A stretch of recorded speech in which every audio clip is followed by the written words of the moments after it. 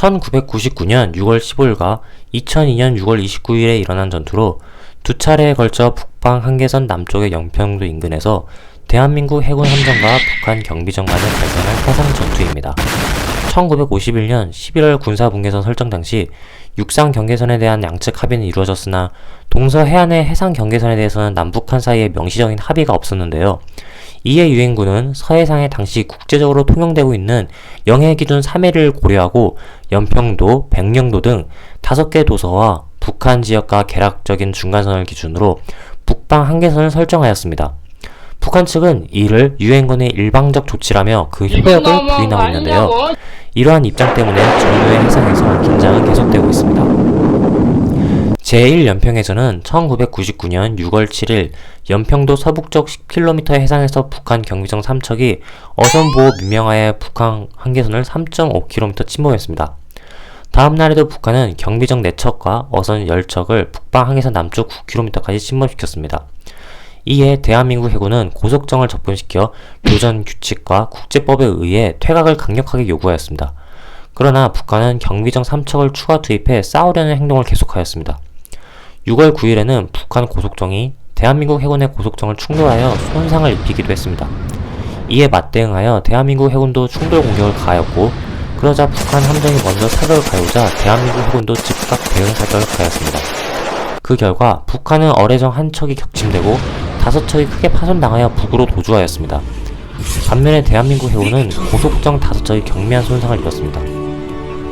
제1차 연평해전이 벌어진 지 3년 후인 2002년 6월 29일 2002 한일 월드컵이 막바지에 이른 시점에서 북한은 다시 한번 북방 한계선을 침범하여 무력 충돌을 일으켰습니다. 북한 경비정들은 대한민국 해군의 참수리 357호에 대해 집중 사격을 가하였는데요.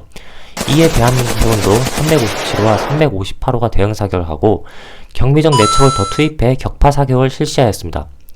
그렇게 북한의 684호가 반파되고 북한은 북으로 퇴각하면서 종결되었습니다.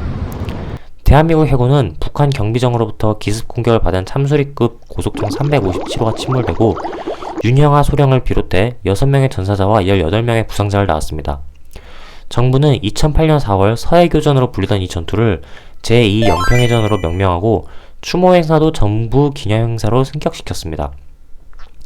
북한의 도발 원인은 무엇인가? 해전 발발 직후만 해도 언론이나 대한민국 정부에서는 북한군과 한국군의 우발적인 충돌인 듯 하다고 보는 시각이었지만 후에 북한의 계획적인 도발로 밝혀졌으며 탈북자들에 의해 김정일이 해군에서도 영웅이 나와야 한다는 지시가 있었다는 정황이 신문기사를 통해 알려졌습니다. 그래서 정황 증거를 볼 때 제2연평해전은 1999년 제1연평해전의 일방적 패배에 따른 보복이나 다름없었습니다. 그리고 제2연평해전이 남긴 문제가 있었는데 2002년은 한일 월드컵이었습니다.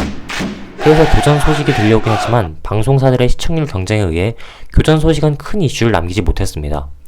지상파로 대표되는 방송 3사 또한 제2연평해전을 단신으로 처리하고 당일 있었던 3, 4위 결정전 중계에 초점을 맞췄습니다. 확전되지는 않았다고 해도 국가에서 일어나는 재해 등의 위험 사건을 가장 먼저 관심있게 다뤄야 할 지상파가 위험한 상황을 알리지 않은 채 시청률에만 치중했다는 건 아니란 행동이었습니다. 그렇게 제2연평해전에서 윤영하 소령과 한상국 중사와 조천영 중사와 황도현 중사와 서우원 중사와 박동혁 병장이 사망하였습니다. 여담으로 이 전투에 참전하여 부상을 입은 몸으로도 끝까지 살아남은 박경수 상사는 이후에도 계속 해군으로 복무했으나 하필 재배치된 근무지가 천안함이었고 천안함 피격 사건으로 인하여 끝내 45명의 용사와 함께 전사했습니다.